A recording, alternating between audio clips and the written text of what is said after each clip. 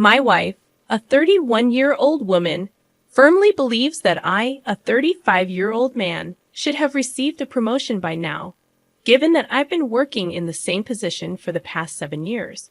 Her frustration began to surface after 5 years in this job, when she started making sarcastic remarks. She would often compare my situation to her friend's husband, who got a promotion after just 2 years, and her sister's fiancé, who secured a position after only 3 years at their respective jobs. Ironically, she's been working in retail for 9 years, but has never had the opportunity to move up in her career. I suspect that her constant need to one-up others plays a role in her expectations. For instance, if one of her friend's spouses buys them an expensive item, she expects me to follow suit, simply because others have done so. Unfortunately, we're all too aware of the challenging economic situation in the United States due to the significant increase in prices over the past years. While I do my best to make my wife feel special, there are times when her demands seem excessive, especially when we can't afford such extravagances. Her disappointment with me grew over the past 2 months. Her closest friend received a new car for her birthday from her husband, and my wife expected the same from me.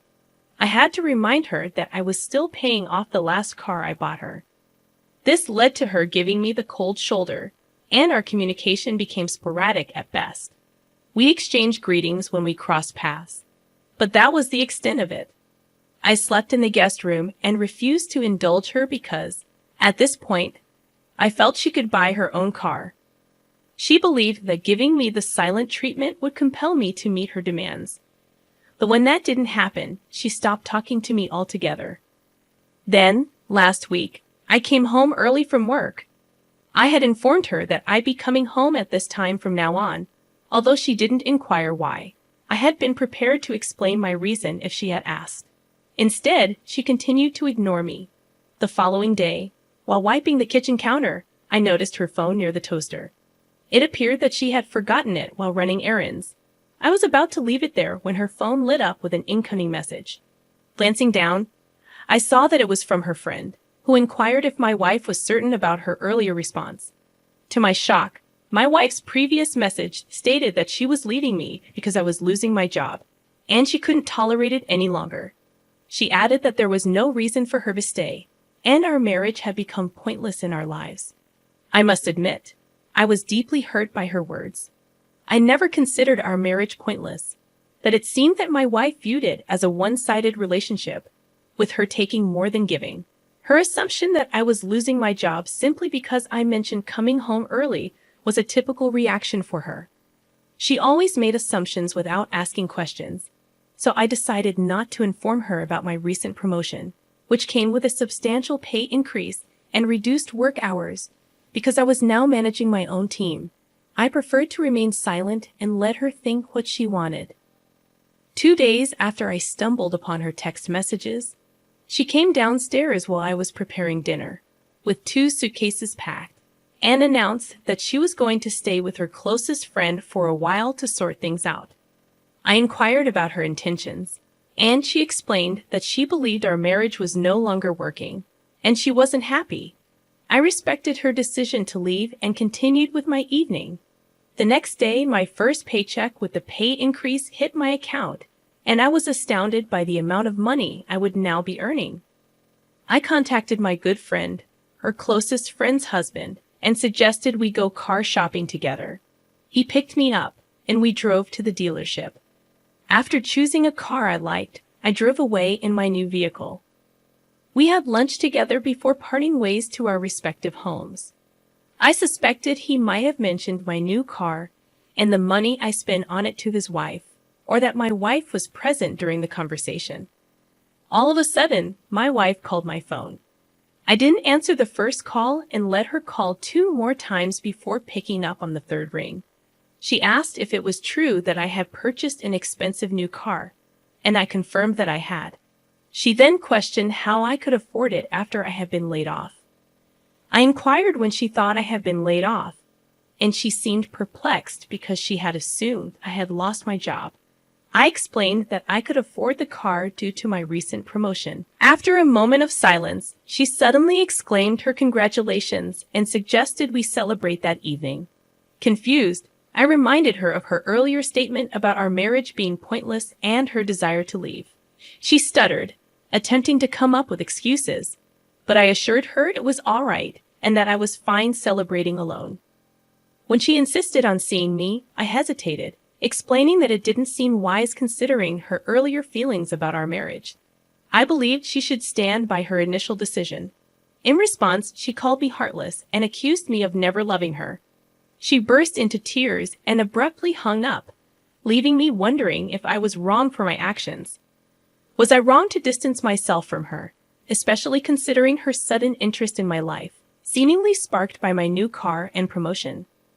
It has been 2 days since my last post, and things have taken an unexpected turn. My wife has completely changed her demeanor, shifting from indifference to intense concern about my well-being.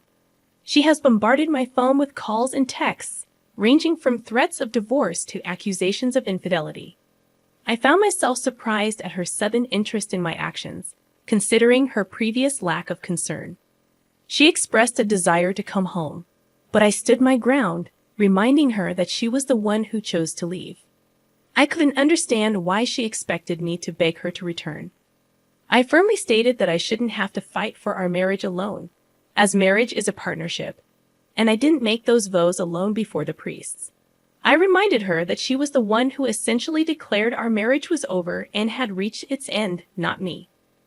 I refused to stay in a marriage with someone who expressed such sentiments. I told her plainly that I wouldn't engage in conversations if all she intended to do was complain like a spoiled child. Of course, she didn't appreciate my bluntness and hung up on me. It's been a week and a half since the last update, and I'm seriously considering filing for divorce. Initially, I contemplated filing for separation, hoping to spare her from embarrassment, until she created a scene at my family dinner. I had invited her, giving her a chance to attend without informing my family about our living situation. I wanted to shield her from her recent inappropriate behavior and decisions. However, during the dinner, as we discussed various topics, I complimented my mom for her unwavering support for my dad, especially since he was currently using crutches due to a broken leg. My wife chose that moment to interject, expressing her desire for me to be as supportive as my parents were for each other. Fed up, I confronted her, asking if I was a bad husband simply because I didn't cater to her every whim or because I wasn't constantly pleading for her return. In front of my family, I revealed how she had been mistreating me, assuming I had lost my job without discussing it with me first.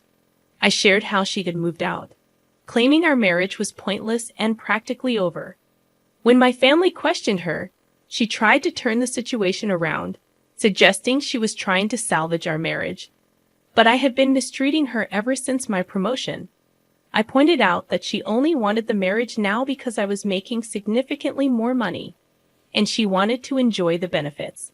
She began crying, portraying herself as the victim, and accused me of trying to leave her for a younger woman. My parents became upset, thinking I was pushing her out to make room for someone else due to my recent promotion. I chuckled and handed them my phone so they could see our text messages and understand the truth of the situation. Up until 2 months ago, she had been treating me horribly, speaking to me in a way that my sisters were ready to confront her about. When she tried to paint me as the villain in front of my parents, I was furious. That moment, I told her I was completely done with her. I reminded her about the marital agreement we had signed. I made it clear that since she had made the first move to dissolve the marriage by moving out and expressing her exhaustion with our relationship the following day, she was entitled to nothing. Despite her desperate pleas for another chance, I was ready for it to be over. I wanted to move on and find someone who valued me for who I am, not for my money. She was delusional for thinking she could leave me, try to guilt-trip me into taking her back, and then expect everything to be okay. I'm glad you're looking at this situation positively and choosing to move forward without her. It's evident that her effort only increased because you got a promotion. You deserve someone who appreciates you for who you are, not for your success. As for my own struggles, I've always found it challenging to pay attention and focus on things I find boring. Managing deadlines, waking up, and falling asleep have always been difficult for me, and my memory is incredibly weak. Somehow, I managed to get through high school and even secured a spot in my dream university, although I felt it was more due to luck than my efforts. I often skipped classes at the community college, using excuses to mask the fact that I was sleeping in. This behavior made me feel awful about myself, fearing that if anyone discovered my laziness, they would hate me and think I was a failure. My self-esteem took a severe hit, and I developed imposter syndrome, general anxiety disorder, and an eating disorder due to my self-loathing. When university started, it became even harder to maintain my grades.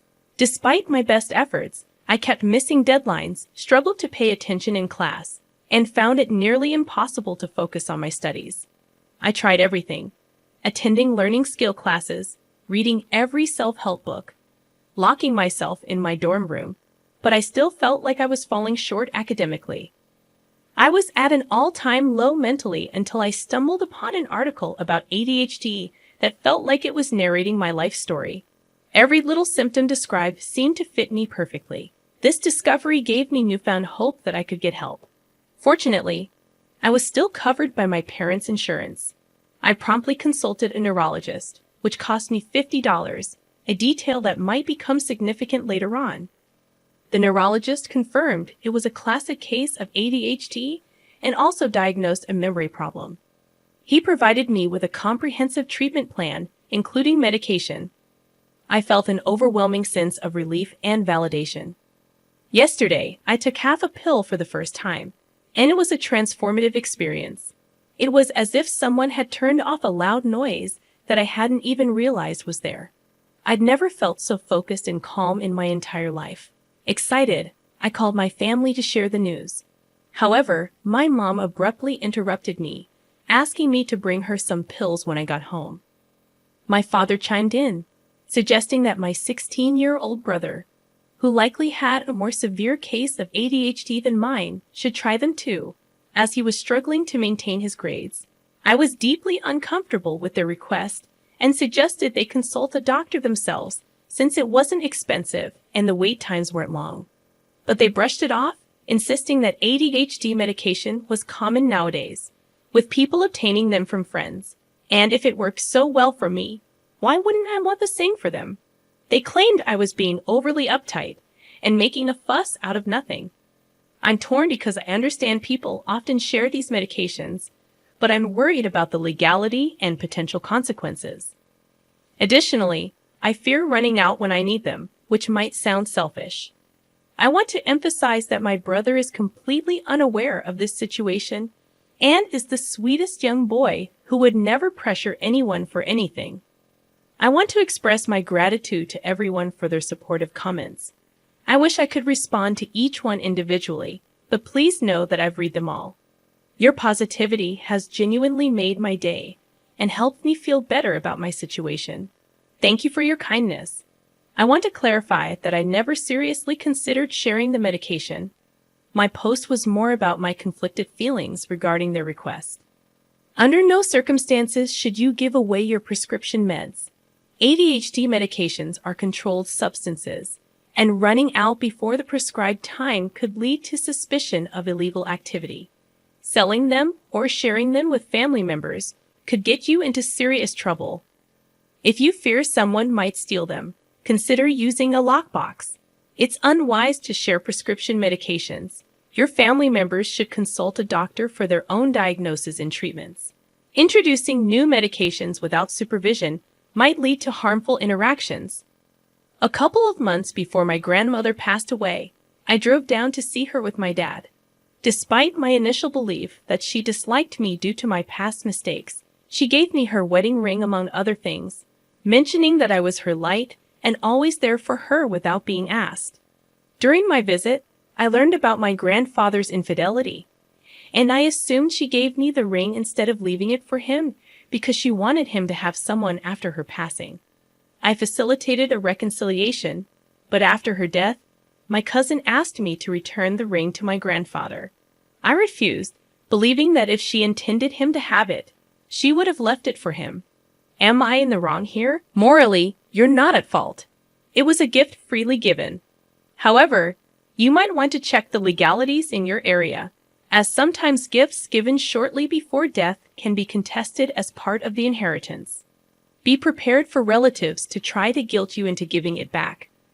But remember, your grandmother's intentions matter, and it's not your responsibility to fulfill someone else's assumptions about her relationship with your grandfather.